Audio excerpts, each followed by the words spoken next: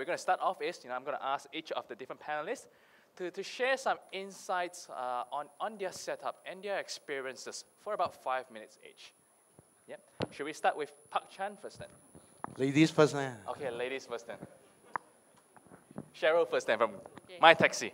Okay, hi everyone. Thank you so much for being here. So if can I just get a show of hands of how many of you know or have heard of MyTeksi? Wow. Okay, thank you. So what you might not know is that, I guess most of you also know that we are a born and bred Malaysian startup, and our tech team is actually based out of Malaysia. And our app today is used in 6 countries across 17 cities. So we're very proud to be a ASEAN company with a development hub based out of Malaysia, and it's a sign that for all startups like you guys, there is always the opportunity and it exists, and there's nothing wrong with being a startup in Malaysia. So I think our experience across expanding in Asia has been a very interesting one. We don't have a lot of budget when we started out, okay? So our method of expanding is we don't have money to do like market research. What we do is we send a bunch of people to a country. We tell them you can't come back until you do really well, and then we try to find out, and we don't rent offices, we stay in very cheap budget hotels, and that's kind of how we started. I always get asked the question, which country is the hardest? And I think every country in Southeast Asia is very different. In terms of numbers, it's like mini China, 600 million people across Southeast Asia, but every country is very different. Regulations are different, language is different, and it's very fragmented. And I think across, and what we've learned is that, like what Mr. Chan said, try to learn from other people, but I think the best way is to kind of learn from yourself. Maybe I can share with you some interesting experiences we had. So I think what Chan said is true. I think setting up companies is really difficult. You won't realize how easy and how investor-friendly Malaysia actually is until you do it outside of Malaysia, right? And so I think one of the most important things that has helped us is we really believe in hiring a local person to help us get started.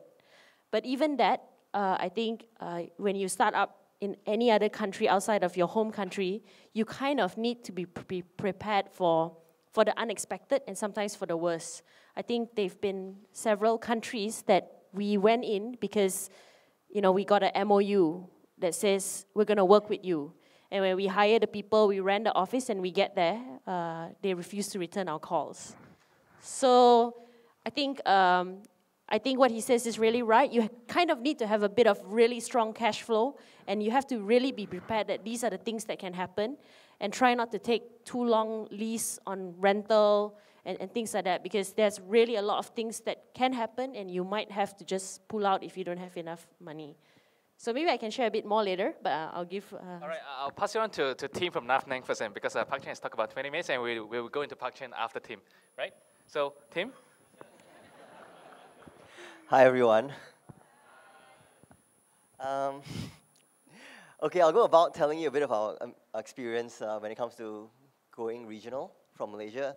As you guys know, we were actually, Nafnang was actually a Malaysian. It started in Malaysia first, but, well, I don't know whether I should say this here, but we actually... Somewhere Thai, yeah, but we actually ended up being a Singaporean company. Because the Malaysian, we didn't get, well, we couldn't even get MSA status at first in the Malaysian side here. So eventually the Singapore government came in and said, here's a bunch of incentives for you to move your company to Malaysia and move all your intellectual property there. So we kind of like ended up in Singapore. And we're Singapore owned now, even though the founders are all Malaysian and I live in KL. Oh, sorry, my partner's Singaporean. Now, when we started off with Nafnang, we knew that being in Malaysia on its own was never going to be a very big enough market for us. We knew that if we just became big, or even if we became top in the Malaysian market, we knew that we're never going to be very, very big. So what we knew from day one was that we're going to have to go into many different countries. So within our first year, we started in Malaysia, we opened up in Singapore. By the second year, we went into Philippines and Australia. By the third year, we went into China, Hong Kong, and et cetera, right? And to be honest, we've had a bit of a rocky road. Like the first few years in all these regional countries we're at, right, we struggle.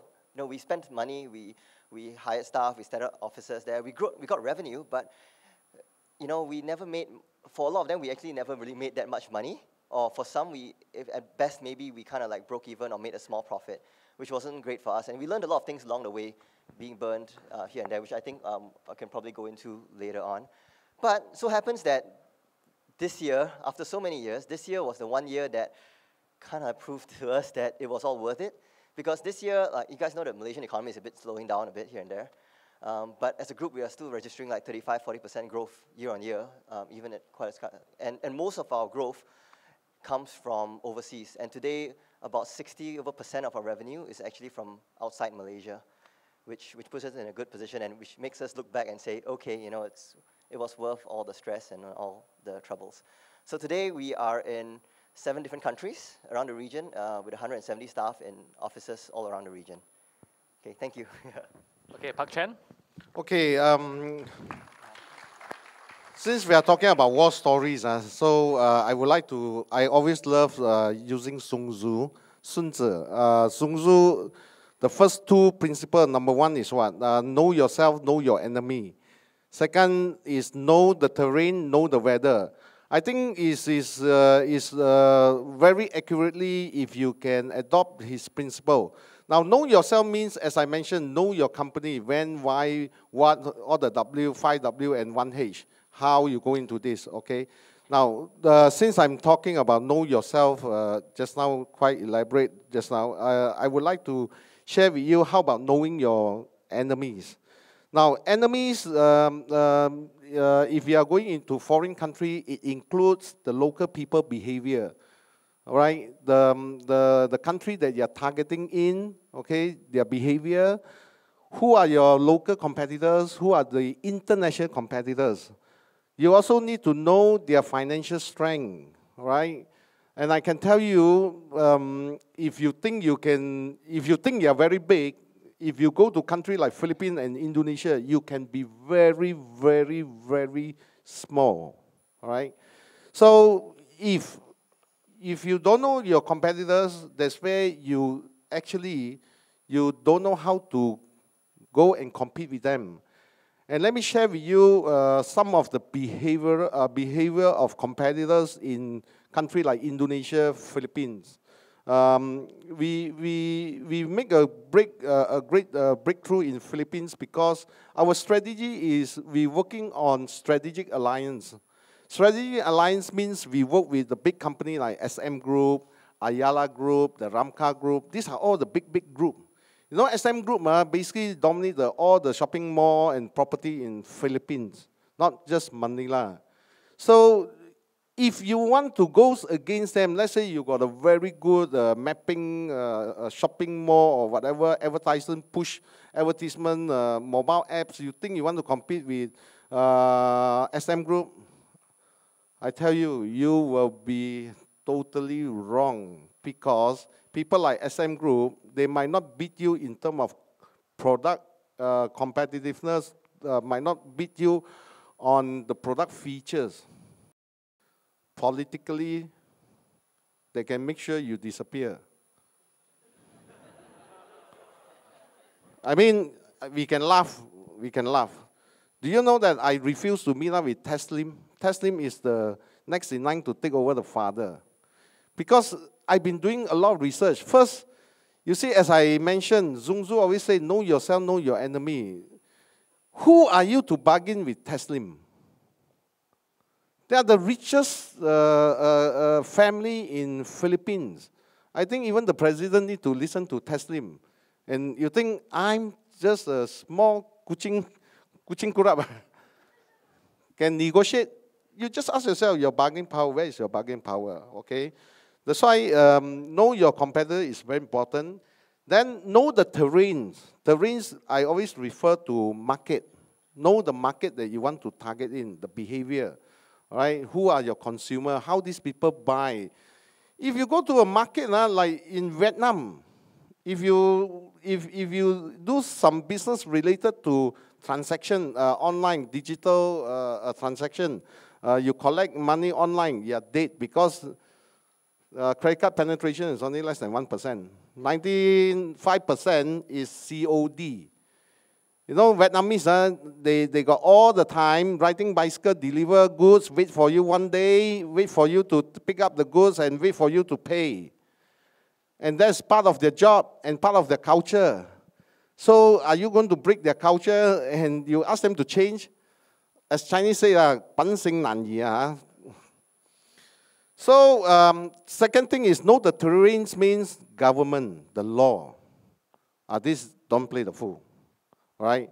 Now, surprisingly, okay, for those who intend to go to Indonesia, I got a bad news for you.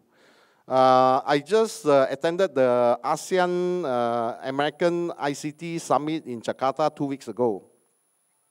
We sit same table with Google's, Apple. Google is okay because Google already in Indonesia. The government just came out with a policy that e-commerce is barred from foreign investment. That means no foreign company can do e-commerce in Indonesia. We were so surprised, no? I look at Apple. Apple look at me.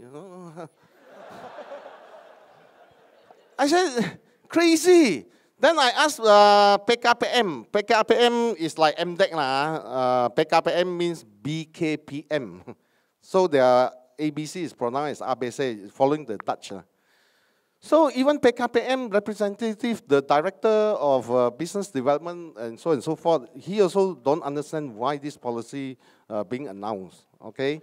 So my point is, you might be very excited to go into Indonesia. You spend so much money traveling. You see Cheryl, they all, by the way, their founder are very rich founder. Still they travel budget, airline, budget, everything budget, okay? I also travel budget also last time. Now sikit orang kata rezeki ada sometimes business class. So the government and the local law is very, very, very important. Okay, if you have to, if you really need to do a research on the law. Then the third is stakeholder. I tell you, if you think that you can bring Lady Gaga to Jakarta, I think you're wrong. The government will support you, no problem. The event company say, very good, tickets sold out.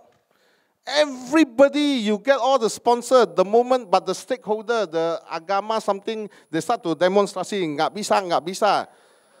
So what happened to Lady Gaga? Lady Gaga also nggak bisa. So that is very important. And the next terrain, we are talking about infrastructure. But unfortunately, Malaysia infrastructure is going backwards. I really not happy with our infrastructure. I don't know. Now I use, if I make a call, I easily have to call 2 or 3 times to complete my conversation. The line drops. I thought this is nothing new in Indonesia. When you make a call, especially international call, I have to, my mindset, at least 6 times to complete my call. That also, I'm not using a budget IDD, no, it's a direct down, no, plus 6 something, I call back. Hello, call back. So that is the infrastructure issue. So if your business heavily engaged, dependent on infrastructure, of course, whoever gives you the statistic will tell you how great is the infrastructure.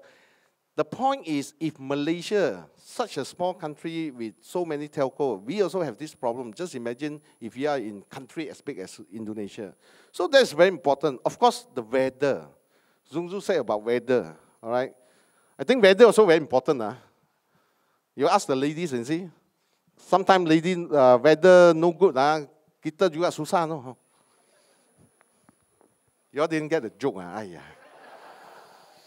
Okay, the weather means consultants. You must know consultants. To me, if your business is big business, sizable business, don't save money on good consultants. That's my advice, all right? Because good consultants really do the job that you want to do, and they advise you very professionally. If you are doing big business, don't save on good consultants. Go for the big ones. When I set up office in Thailand and Philippines, I tell you, I was setting up the office in Philippines. Every M&A no, the memorandum of an article of the company association, every line have to be agreed, signed, witnessed by the lawyer. And you have to be there. Right? And it took us easily 4 months to incorporate the company. Okay? So that is very important. Second thing is, you must have a lot of friends. If you know that you are going to Indonesia or Philippines, I'm sure you have friends like Magic. You can ask Magic, hey, do you have any company who are doing well in Indonesia? I think a chat over a coffee, I think it will do you good, right? For me, with due respect, saya sikit whiskey orang. So, then, okay, last one. Company overseas make it, and especially companies that make it in that country, I think the advisor is very good. Okay, this is the two principles of Zung Zhu. okay, so Pak Cheng has shared insights on a lot of different factors now. I'm keen to understand, Cheryl and team, on how you guys manage political and regulatory risk.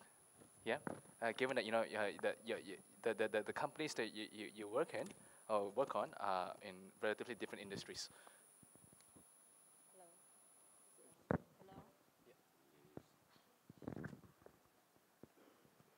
Hello. So I think, frankly, we try to set up according to the local laws. We obviously use a lawyer to help us set it up, and I think it's very important. There are a lot of people you can actually talk to, but there are also, because we're, I think if you look at MyTeksi, we're not a taxi company. There are a lot of areas which are very gray, and I think sometimes you just need to evaluate the risk of getting arrested. And then if it's not that high, you kind of do it first and then say sorry later. I think seriously, this is the reason why in just about 2 years, we're in 17 cities and 6 countries. We've been in Thailand, for example, for over a year now. We are now can afford to hire a lawyer. We realize that we can be fined quite heavily for a lot of things that we've done. Where we're now doing the T's and C's to kind of make sure that we cover our own ass.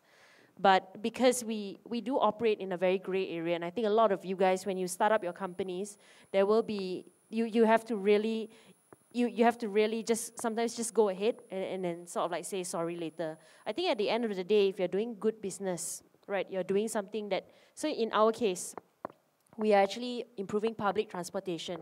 When we launched in Pattaya, which if you don't really know, it's like a beach town in Thailand, we were going to charge more than the regulated metered rate. Because, so just imagine if you go to Penang today, you know that the drivers there, they don't use meter, right? And the reason they don't use meter actually is if you look at the unit of economics, it just doesn't make sense. Everybody that take taxi in Penang, it's very short distance. By the time the driver on the petrol and drive there, he really makes nothing. So that's why they charge you more. And what should actually happen is the government increase the rate. Okay, but that, because the government wants to win your vote, they don't. Okay, this is the reality. And Pattaya is very much the same. So what we do is that we actually charge a bit more to the passengers than the regulated rate. And actually this is kind of illegal if you look at regulatory. So what we've done is, we were going to do this. We already knew that if we charge regulated rate, drivers won't pick up the passengers, and can't speak a single word of Thai, with my staff, my intern, 22 years old, walk into the mayor's office in Pattaya and say that, try to explain, met his staff. This, that, long story short, he actually came for our launch, officiated it, said that he supports our product, he understands that it is not the rate that the government wants to charge, but when it comes to big things like that, it is about taking many small steps forward. So I think the lesson here is that sometimes you need to, if you are doing something good for society, for community and things like that, sometimes it's worth that risk. When I went to Pattaya, they were telling me, you might get shot, seriously, because taxi is mafia business. So I think that's something that I've learned. I think sometimes you just really need, it's a bit of luck, it's a bit of, a bit of balls and things like that, but I guess that's kind of how you have to. I think I would like to add on. Another secret is we also do something a gray area. Okay, I think gray area is a very interesting topic. Okay, my point is, if you do well in Malaysia, you must have a reference case. You see now. So let me share with you why we find so easy to work with the top bank in Philippines, in Indonesia, even Singapore. Because we always have a reference case in Malaysia. Hey, we say this, how we do this. Oh, like that. You see, when they say, oh, that means you know you are home run. So my point is, why you all get easily? So my point is, try to make your product a success in Malaysia. Then this success become your reference case. And for your information, this one I'm really proud because that's why I want to stand up.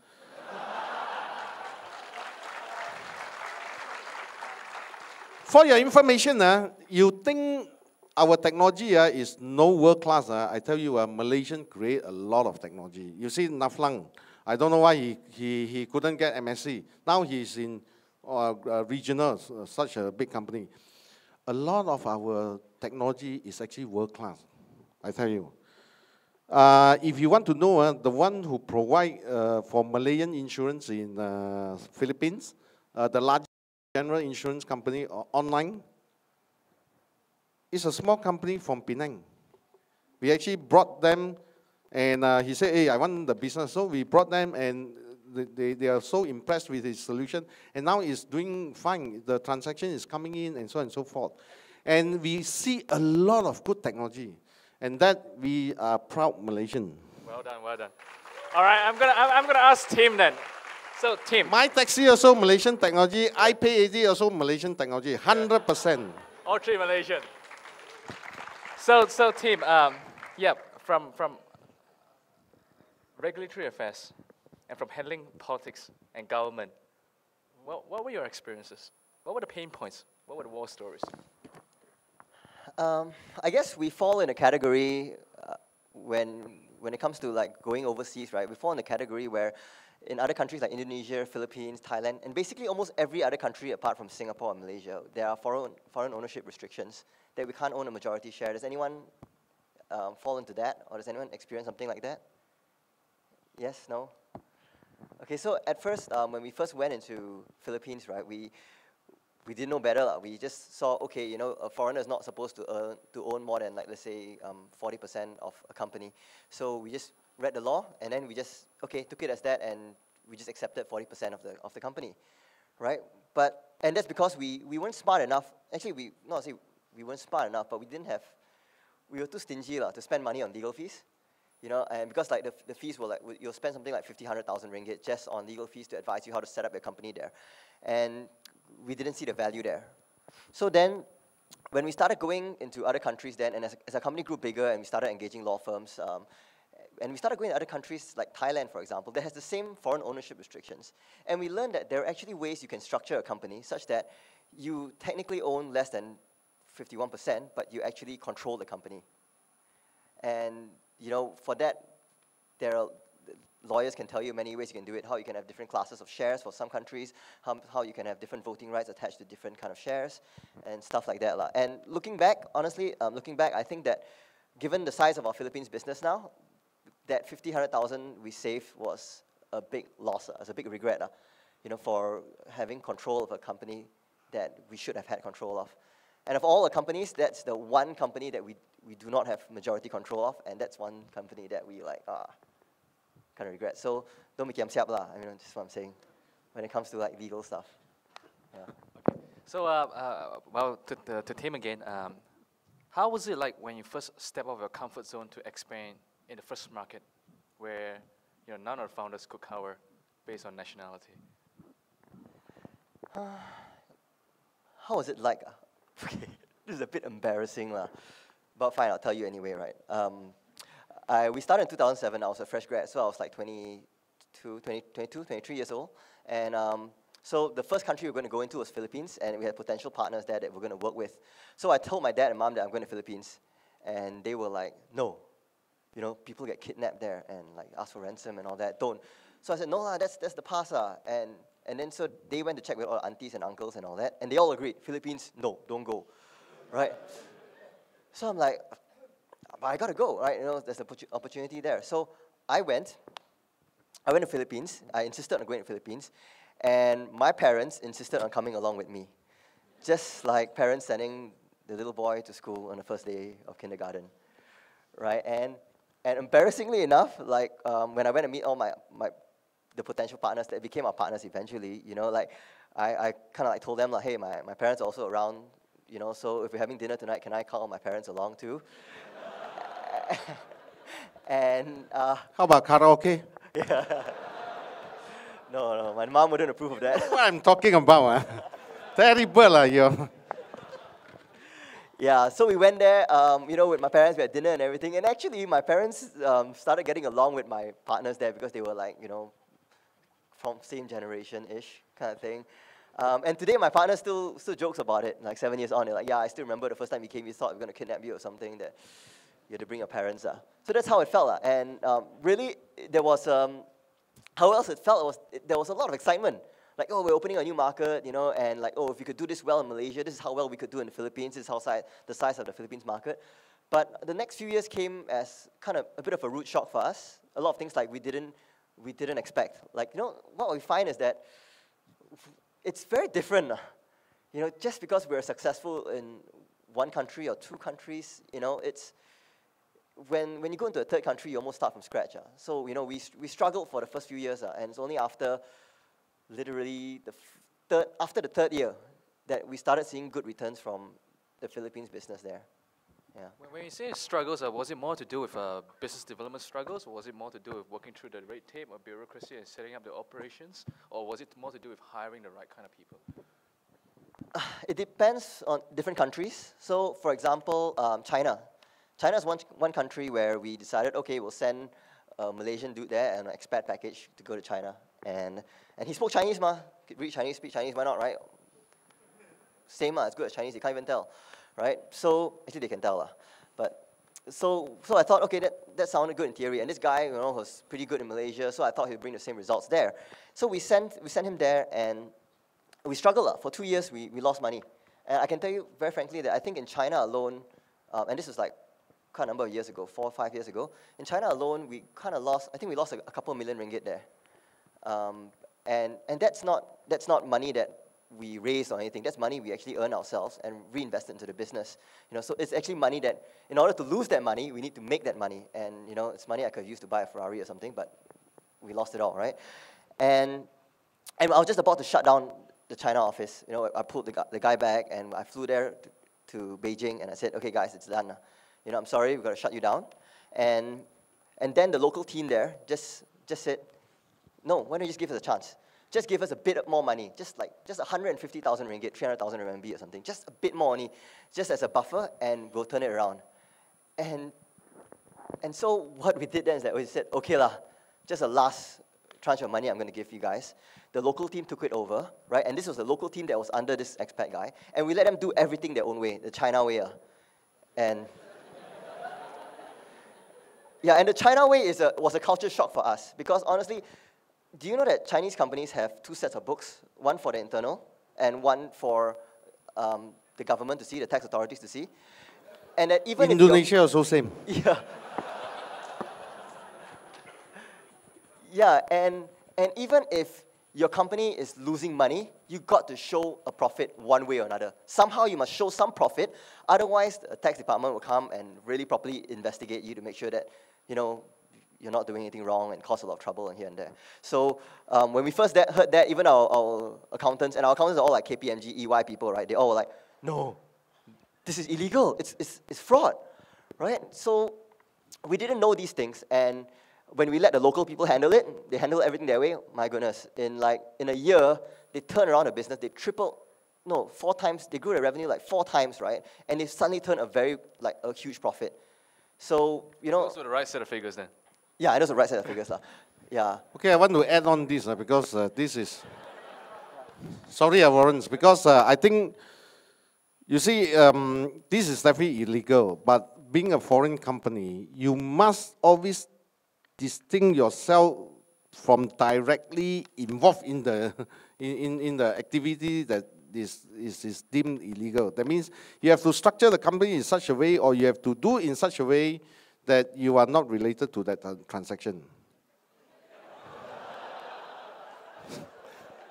I sound like a lawyer.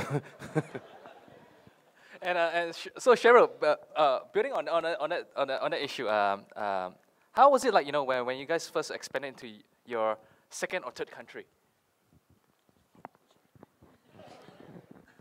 I mean, I think every country, like what Tim said, I think every country that you go in, you're really starting from scratch, right? You're really starting from ground zero.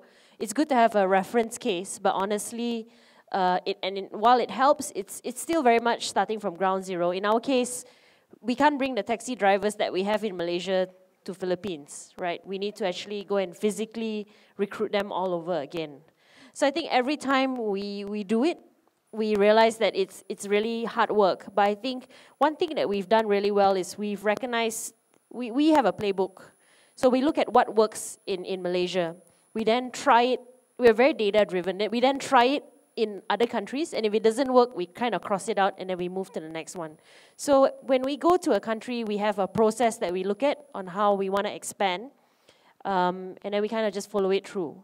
I think if you look at MyTeksi, or we're better known as actually Grab Taxi outside of Malaysia, we're a market leader in every country that we have more than 6 months present in. We're number 1 in Malaysia, number 1 in Singapore, number 1 in Thailand, number 1 in Philippines, number 1 in Vietnam, and Indonesia is the only market where it's still up for grabs, and that is because we actually were really stupid about launching in Indonesia. We launched just before the election, which was also just before Bulan Puasa, and everything kind of went dead, so all our drivers kind of like disappeared. So you were thinking the election was actually an opportunity then, but it turned out otherwise? I mean, we weren't really thinking. We were like, we haven't launched a country in a while, it's time. Okay, just do it. Let's do it. So, I mean, and I guess we thought there would be some impact, but we didn't think that we would lose all our drivers after 1 month of break. We didn't expect that. So yeah, I mean, I think we learned a lot of things along the way. But maybe just to go back to my point about why we are market leader, it's actually very simple, yet very complex. It's simple because in any business that you're doing, say for example for us, you need to understand what is the local problem. And the local problem is not the same in every country. So for example in Malaysia, I'm sure all of you have taken taxis. The biggest problem is probably whether they will use the meter and then whether it's safe.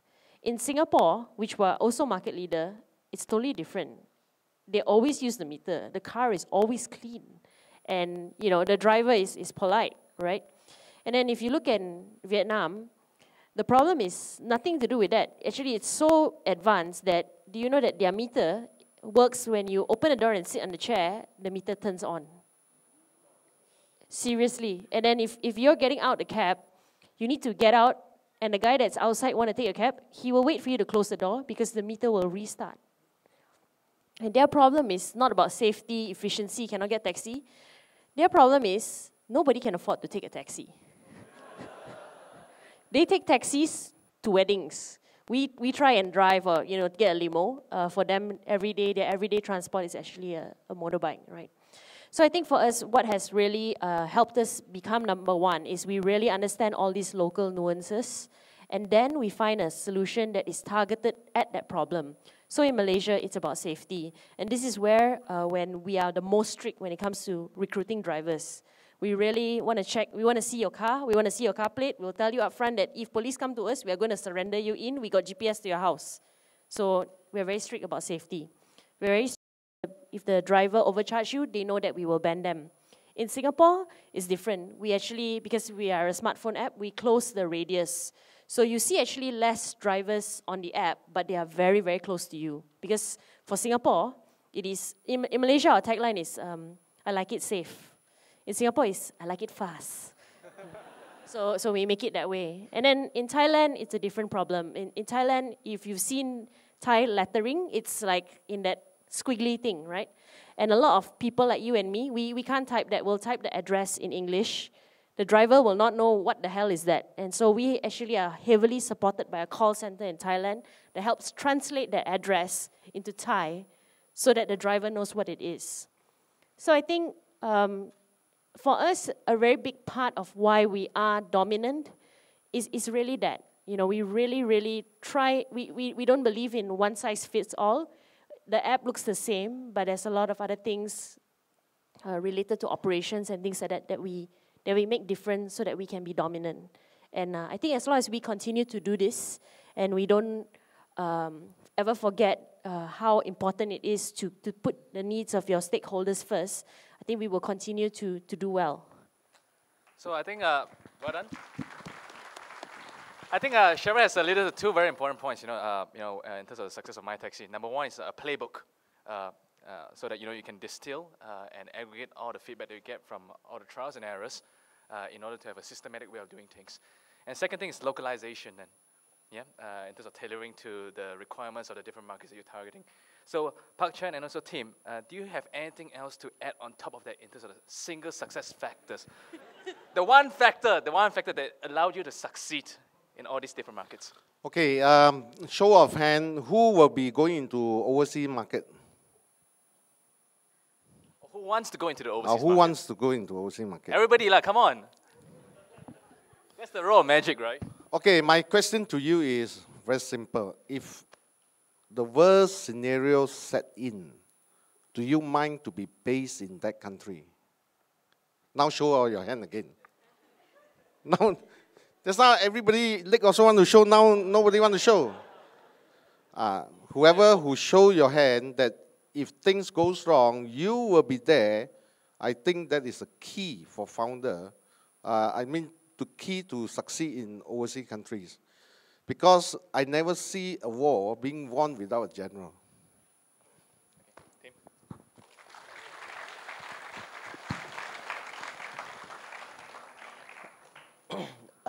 I actually agree with that.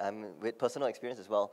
In our company, I never wanted to move to the Philippines or to China or any of these places. And so we took longer to actually get traction on these markets. But for Thailand, my business partner actually said, okay, I'm just going to live in Thailand. And he actually went there and properly lived there for the past couple of years. And it gained traction so quickly when he really managed it. And of course, it helped that he had a Thai girlfriend there, so he wanted to spend more time there.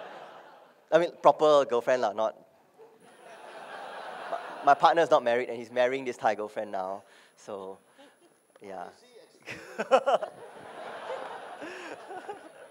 So yeah, I really totally agree with that. And I guess the other thing is that when it comes to going overseas, I think most people actually struggle, and a lot of people actually fail. So if you could help it, don't do it the way I did it, as in put in our own profits and net earnings to go and invest into it, but raise some money, find JV partners to kind of put in money as well, so that it kind of levels out the risk a little bit. So learning from other people's mistakes, that was what I think was my mistake. And although now that they turn around and they're quite successful, we own more, but still, there was a market that we actually closed down. Yeah. Well, given the time constraints, I'd like to open up the floor to two questions from the audience. Right, that guy over there. Really love the whole conversation. But one of the things which I missed out is everybody's talking about go and set up your own company. How about the other go and find a partner or maybe a distributor or those kind of things? Is it the right way to move into the easier? Okay, the reason I think I can answer this because I went into Indonesia not because of payment, but because of distribution of handphone as well as prepaid cards. Okay, you must, as I said, like Zungzu said, you must know yourself, your products, your business. You see, your business, you must see where are your strengths. Like for example, are you control the IP rights? Are you or you're just being a distributor? Now, if you're just being a distributor, you want to appoint a partner there, I tell you, this partner will by all means smile at you, because in 2 years' time, when the business do well, they know that they're going to kick you off, kick you out of Indonesia. So you must see your product, which product for which businesses and all this. Like ours because we are building infrastructure. So if can, I want to go in directly, all right? If I can afford, I want to acquire, okay? So it's very different. And for certain country law, I cannot be 100% foreign owned. Then I have to be a JV, all right? So to answer your question is there's no one answer whether the best is to go direct. And of course, if you got money, you got all the resources, go direct is the best because you are in control 100%, right? All right, one last question. Dewe? How are hiring and managing foreigners in South Asia different from hiring and managing people in Malaysia? Yeah, I'm going to answer this. I think, honestly, Malaysia has pretty decent talent. And every country is slightly different. Okay, so for example, when I spend a lot of time in Thailand, I think I'm quite aggressive and the company is aggressive. And we always get told, this is not the Thai way, you know. And I think for some time, we kind of like went that way. We sort of like relaxed on our standards and things like that. But at the end of the day, if you look at MyTeksi and who our competitors are, they're not Thais, they're not Malaysians, they're actually, you know, Americans, they're Germans, they're far more aggressive than most Asians. So I always tell our employees, you can leave if you're not ready to help us continue to exist. So I think it's true, I think for a lot of countries, especially Thailand and Indonesia, we have a lot of hiring problems, but your business doesn't operate in a vacuum. And you need to look at your competitors. If they're local, maybe it's okay, maybe. But if they're not, which is our case, you really can't afford to give in to lower standards. I mean, I think there's some things that you can do which are culturally more right. You know, like maybe having more team building, celebrations, communicating the way that they want. But it should never be at the compromise of your company's standard and growth forward. I think if you do that, you are opening yourself up to risk by being eaten up by other companies. So, I mean, see, I'm such a good-hearted person, because I think this is important point since you asked this question. If you want to hire for somebody who run your business in overseas, be prepared to hire the best. Because the best, they know what to do. If you hire Chinese, say, pun tong sui one, that means half-cooked one, I tell you, you vomit blood again and again, no. Let me share with you. Let me share with you in Indonesia, when I first started prepaid distribution. After I've been analyzing the Indonesian, the way they work, then I came up with SOP. You know, Chinese got a lot of hantu jump like this one. This hantu jump based on instruction. You write don't know what fu in Chinese say, then you stick to the head and it will jump and come back. So Indonesia, during that time, I must hire the best manager to write the instruction. You jump, come back at 5. You jump, don't jump here, you jump there, come back at 6. So to answer that, please, either you are prepared to go overseas or not. If you are not prepared to hire the best, then you have to ask yourself, are you ready to go overseas or not? So, all right, unfortunately, you know, we're running out of time because we need to move on to the next session. So thank you very much to our dear panelists for sharing out our insights.